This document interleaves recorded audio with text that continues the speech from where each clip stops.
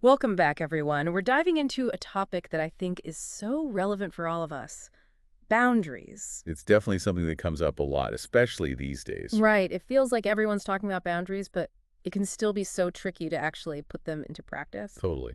It's easy to get caught up in the theory, but the real challenge is figuring out how to set those boundaries in our own lives, Mm-hmm. like in our relationships at work, even with ourselves. Yeah, absolutely. And that's why we're turning to Melissa Urban's The Book of Boundaries for this deep dive. I don't know about you, but her book really helped me kind of reframe my whole perspective on boundary. Oh, for sure. Her approach is so practical and down to earth. She gives you actual scripts for setting boundaries in different situations, which I find super helpful. Right. Like it takes the guesswork out of it. But what I found really surprising was her idea that boundaries can actually make your life bigger, not smaller. That seems kind of counterintuitive, doesn't it? Yeah, at first glance it does. But when you really dig into it, it makes so much sense. See, Urban's own journey really highlights this. She talks about how her lack of boundaries contributed to her relapse into addiction. Oh, wow. So instead of boundaries being restrictive, they were actually the key to her reclaiming her life. That's powerful. It was a major turning point in her recovery when she realized that her people-pleasing tendencies and her inability to say no were actually pushing her closer to that edge to relapse. Okay, so it's like boundaries were a form of self-protection for her. Exactly. And that's what they are for all of us, really. They're about taking control of your own life and protecting your well-being. It's not about controlling others. It's about taking care of yourself. I love that. It's like creating a safe space for yourself, right? Yes. Urban uses this great analogy of a fence, not a wall. It defines your space, but it doesn't shut out the world.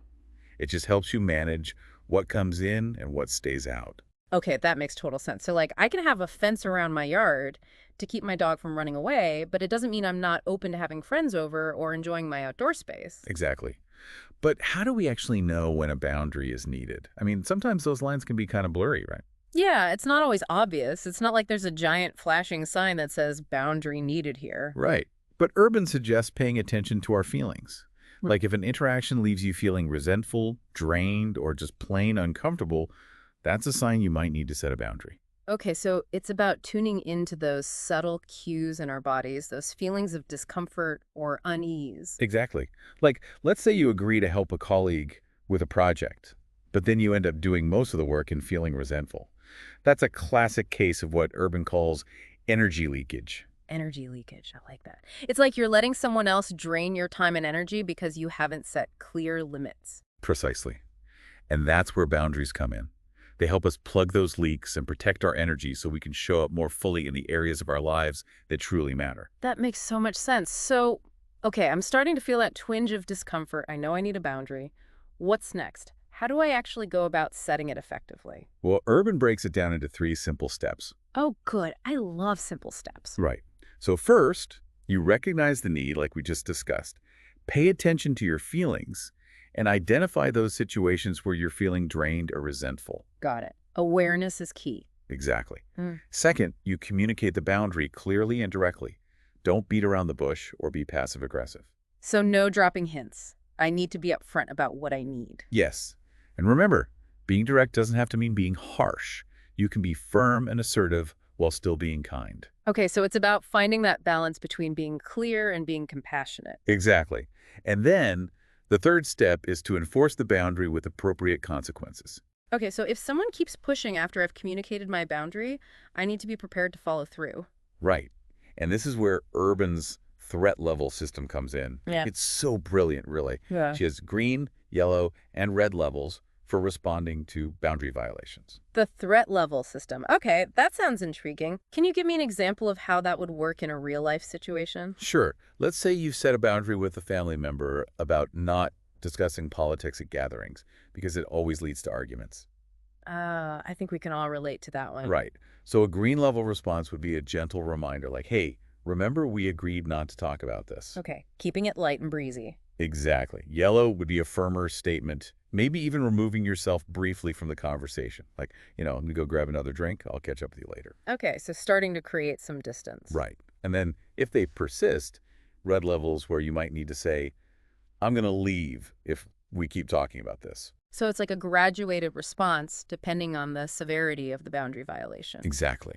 and it gives you a framework for responding in a way that feels both firm and respectful. Wow, that's super helpful. It takes the guesswork out of how to respond. So we've got a good foundation for setting boundaries in general, but as you mentioned earlier, Melissa Urban goes deeper into specific types of relationships, right? She does. And those can be some of the trickiest ones to navigate. I bet. So let's dive into those. Yeah, she dives into things like the workplace, family, even exes. Oh, those are the big ones, right? The ones that can really make you sweat a little bit. Totally. And, the workplace is where a lot of us really struggle with boundaries these days. Oh, yeah, for sure. I feel like I'm always on, even when I'm not at work. It's hard to disconnect. Like the emails, the texts, the Slack messages, it's never ending.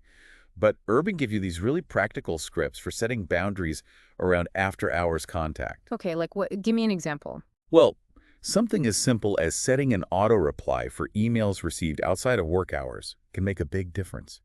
Or clearly stating in your email signature when you're available for calls and messages. Oh, that's a good idea. It's like setting those expectations up front. Exactly. And it's about reclaiming your personal time, preventing burnout. Right, right. Because Yeah. burnout is real. Oh, it is. Yeah. And then, of course, there's family. Oh, family. That's a whole other ball game. It is.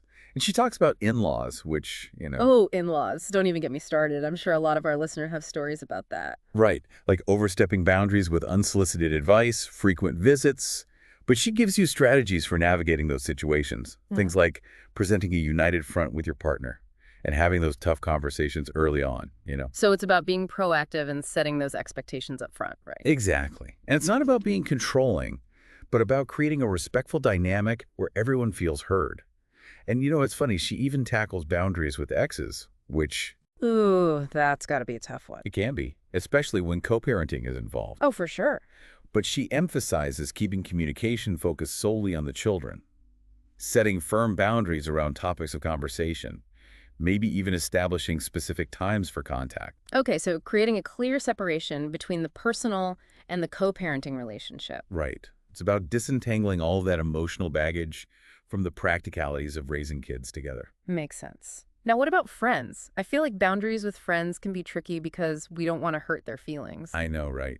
It feels almost easier to set boundaries at work than it does with our friends sometimes. But it's important. Urban talks about recognizing when a friendship is becoming one-sided or emotionally draining. Okay, yeah. Like when you're always the one listening, the one offering support, but you're not getting that same energy back. Exactly. And she encourages us to set limits around things like emotional dumping, or even just negativity, and respecting each other's time and space. So it's about creating that healthy balance where both parties feel supported but not burdened. Right. And she gives this example of setting a boundary with a friend who always calls late at night to vent. You could say something like, hey, I love you, but after 10 p.m., I really need to unplug and recharge. Right, because you need your sleep. Exactly. Mm. And it's not about rejecting your friend. It's about respecting your own need for rest. And these boundaries can actually strengthen friendships in the long run because they prevent all that resentment from building up. So it's not about pushing people away, it's about protecting the friendship. Exactly. And one of the things that really stood out to me in the book was this concept of the no food talk over food rule. The no food talk over food rule, what's that all about? Well, you know how food can be such a loaded topic, especially these days with all the talk about dieting and body image? Oh, yeah, it can be a real minefield. Right. So Urban suggests setting a boundary around discussing food, diets, or weight while you're actually eating. So, like, no more calorie counting at the dinner table. Exactly. It's about shifting the focus away from all those external pressures and simply enjoying the meal itself. Okay, so being more mindful and present during meal times. Right. And it can be surprisingly freeing, just letting go of all that mental chatter and focusing on the taste, the texture, the company. I like that. It's about savoring the experience rather than analyzing it. Exactly. And this idea of mindful awareness is something she carries over into setting boundaries with ourselves, which is another really important area she Oh, covers. yeah, the self-boundaries, the ones that we often forget about. Right. We're so focused on setting boundaries with others that we neglect to set them with ourselves. But those are just as important. Totally. I mean, how can we expect others to respect our boundaries if we don't even respect our own? Exactly. And what's interesting is how Urban connects this to Gretchen Rubin's four tendencies framework: upholder, questioner, obliger, and rebel. It's all about understanding your own tendencies and figuring out what works for you when it comes to setting self-boundaries. Okay, so like an obliger who thrives on external accountability might set deadlines for themselves or join a support group to stay on track. Right. While a rebel who resists structure might need a more flexible approach. And she gives some really practical examples, like setting a boundary around checking social media before bed. Oh, yeah, that's a big one for me. I know I sleep so much better when I disconnect from my phone at least an hour before bed. Right. And it's about recognizing those behaviors that are draining our energy or preventing us from thriving, and then setting limits to protect ourselves. So it's about being mindful of our own needs and creating those healthy habits that support our well-being. Exactly. And, we've talked a lot about the positive aspects of setting boundaries, but it's important to acknowledge that not everyone is going to be happy about it. You're probably going to encounter some pushback along the way. Oh, for sure. People don't always like it when you start changing the rules of the game, right? Right. But Urban gives you some really helpful strategies for dealing with that resistance. Okay, like how do we handle it when someone just doesn't want to respect our boundaries? Well, first of all, she suggests trying to understand where they're coming from. Like maybe they feel hurt or rejected by the boundary, or maybe they just don't understand why it's so important to you. So empathy is key. Yes. And then you can try reframing the boundary, Hmm. explaining how it actually benefits the relationship. Show them that it's not about pushing them away, but about creating a healthier dynamic. So it's about communicating the positive intention behind the boundary, right? Exactly.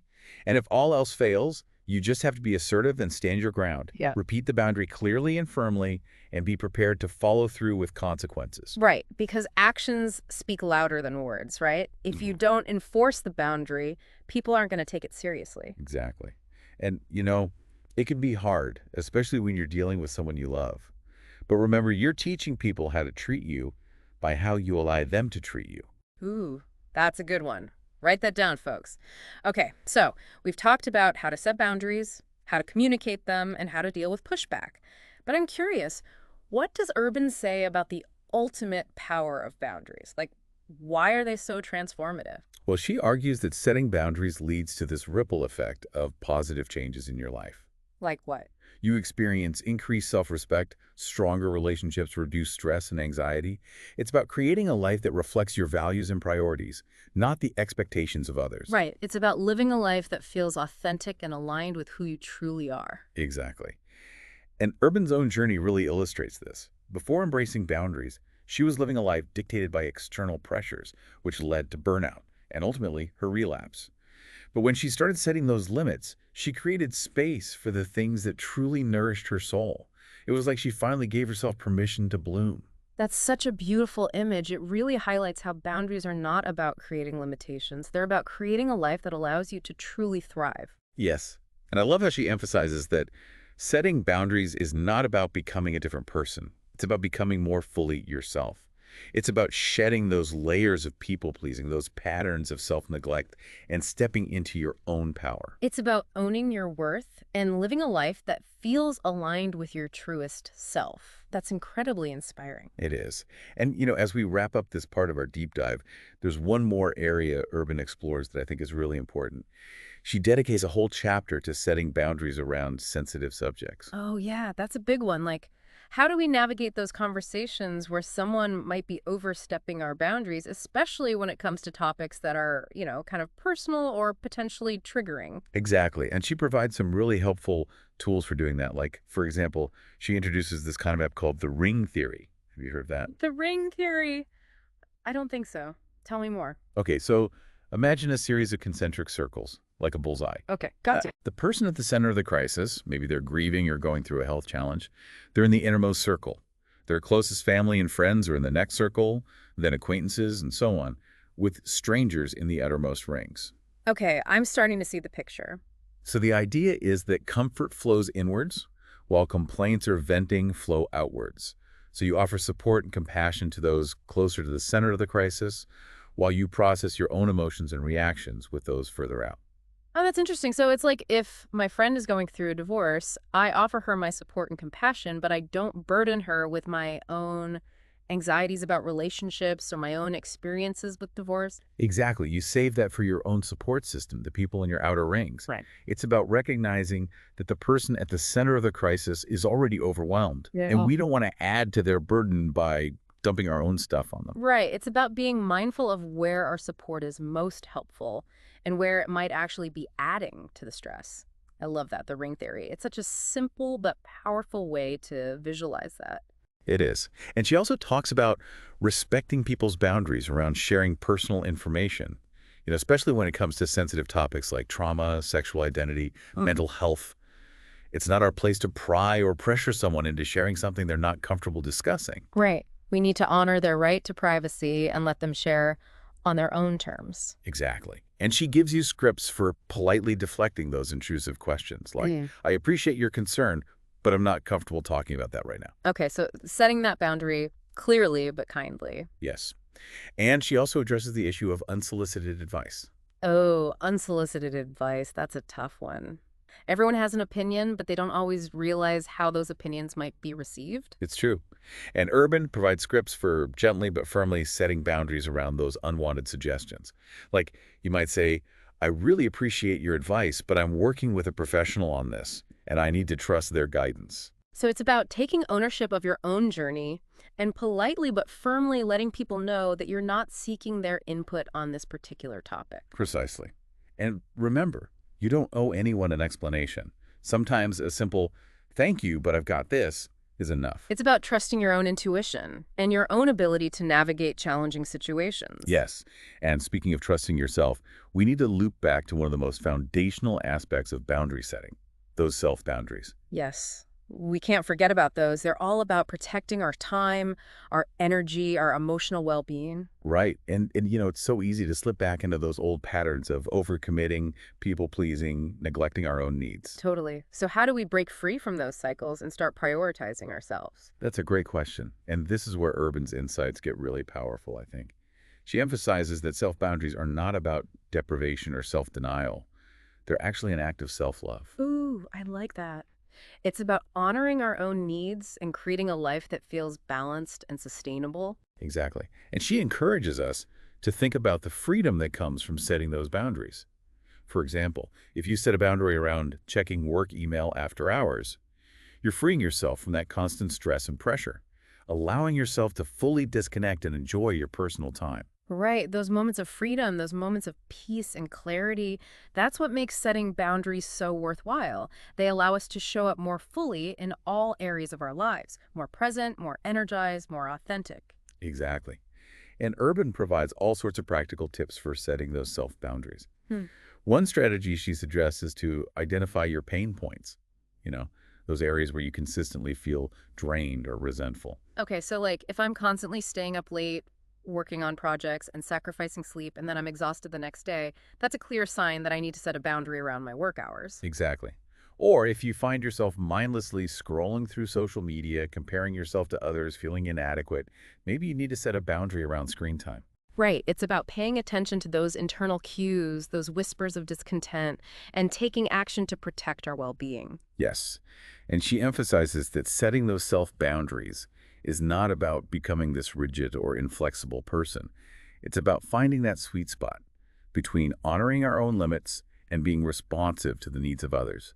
It's about creating a life that feels both expansive and grounded, a life where we can truly thrive. Okay, so we've covered a lot of ground. We've talked about setting boundaries in different relationships, from the workplace to family to friends, even exes. We've talked about setting boundaries around sensitive subjects and the importance of respecting other people's boundaries. But before we move on, I think it's important to address something that a lot of people struggle with. What are some of the most common pitfalls people fall into when they're trying to set boundaries? What are the mistakes we need to avoid? Ooh, that's a good question. And it's important to acknowledge that setting boundaries isn't always easy, It takes practice. Yeah. And it's okay to stumble along the way.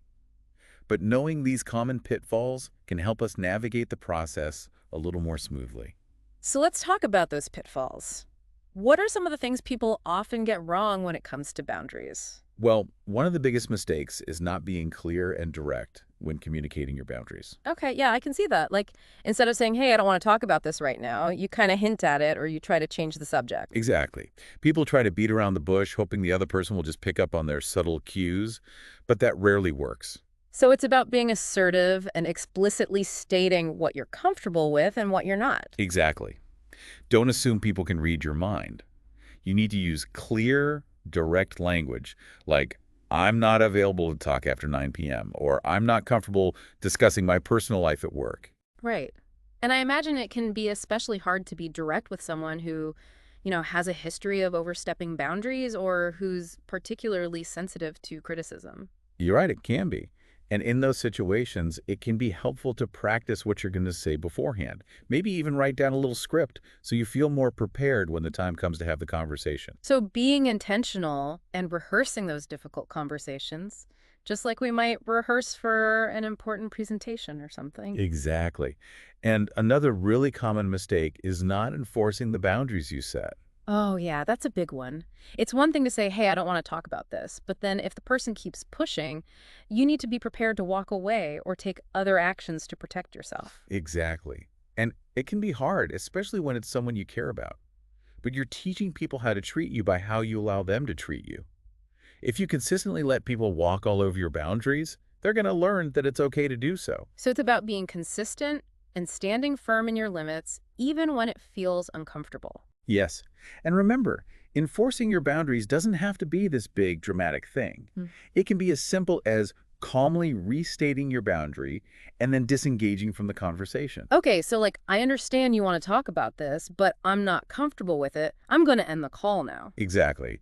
It's about prioritizing your well-being, even if it means disappointing someone else. Right, Mm. which can be hard for a lot of people.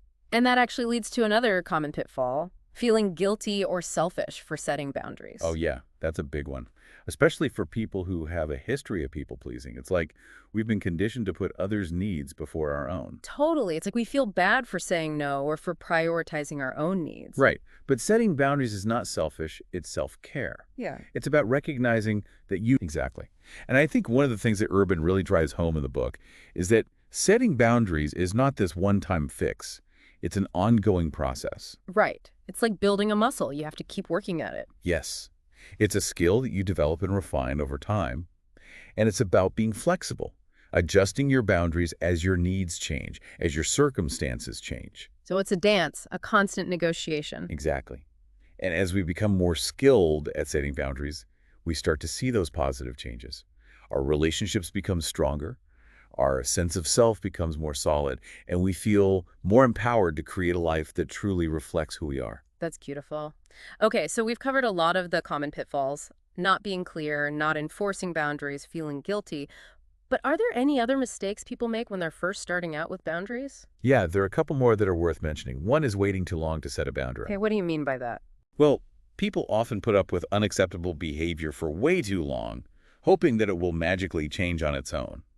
But you know what? The longer you wait, the harder it becomes to actually set that boundary. Oh, yeah, for sure. It's like that saying, give someone an inch, they'll take a mile. Exactly. So it's about being proactive and addressing issues as they arise, rather than letting them fester and build up resentment. Right, because then it becomes this big explosive thing, whereas if you address it early on, it's easier to course correct. Exactly.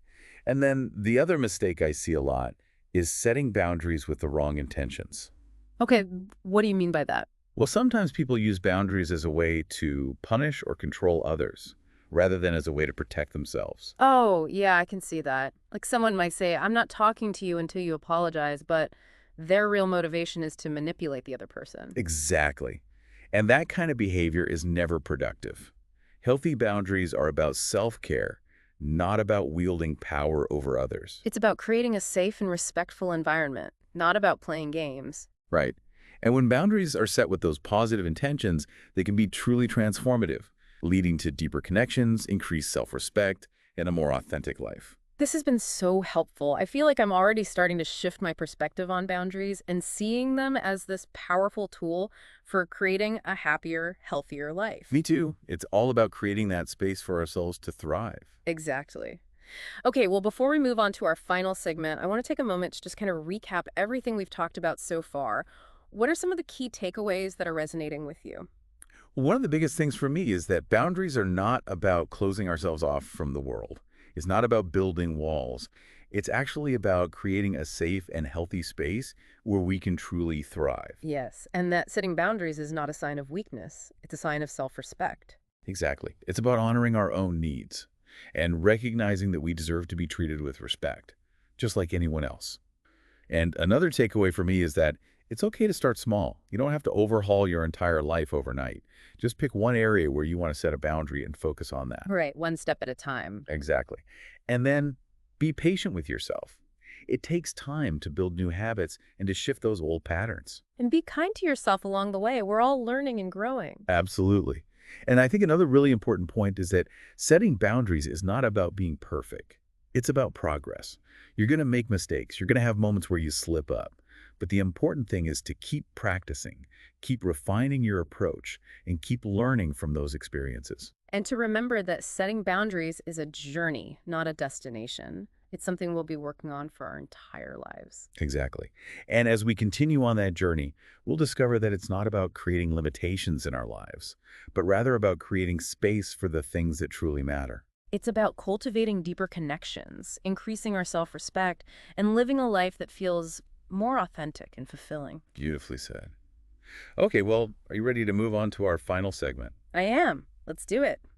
Okay, so we've talked about the what and the why of boundaries, how they're not about shrinking our lives, but creating that space for the things that truly matter. But I think a lot of us are probably wondering about the how. Like, how do we actually make this happen in our lives? Right. It's one thing to read about it in a book, but it's another thing to actually put it into practice? Totally. So where do we even begin? What are some concrete steps we can take today to start creating those healthier patterns? Well, Urban talks about boundaries being a journey, not a destination, right? Right. It's not like we just set a bunch of boundaries and then poof, everything's perfect. Exactly. It's a process. And it's a process that can lead to incredible growth. Remember, her own story wasn't just about getting sober. It was about how setting boundaries allowed her to build a successful business, deepen her relationships, create a life that felt expansive rather than restricted. That's such a great point. I think a lot of us worry that setting boundaries will push people away, but it seems like the opposite can be true. Yeah, absolutely. I mean, think about it. When you're constantly trying to please everyone, you end up losing yourself in the process. Mhm. And that lack of authenticity can actually make it harder to connect with people on a deeper level. It's like you're trying to fit into a mold that doesn't quite suit you, and it creates this distance. Exactly. But when you start setting boundaries, you're essentially saying, this is who I am, this is what I need. And that self-awareness, that self-respect can actually be really attractive. So it's almost like you're inviting people into a more authentic relationship with you. Exactly. And it Mhm. creates a more balanced dynamic where both people feel respected and valued. I like that. So if we're ready to embark on this journey of setting boundaries, where do we even begin? Like, what are some baby steps we can take today? Well, one of the simplest but most effective strategies Urban suggests is to start small.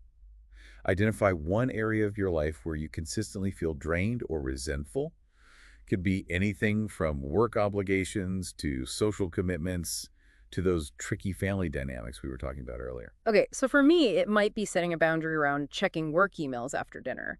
I know that constantly being on is adding to my stress and preventing me from fully unwinding at night. Perfect example.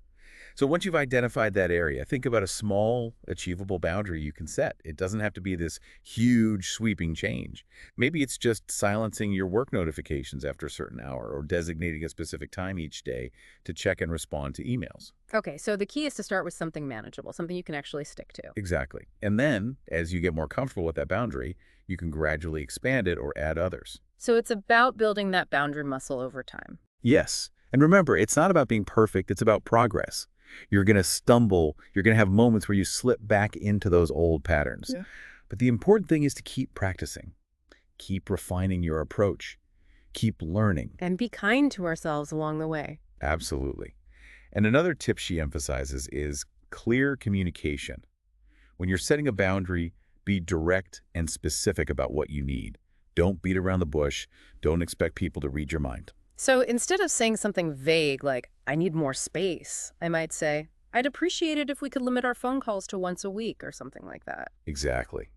The more specific you are, the less room there is for misunderstanding. And that clarity can really go a long way in preventing resentment from building up. That's so true.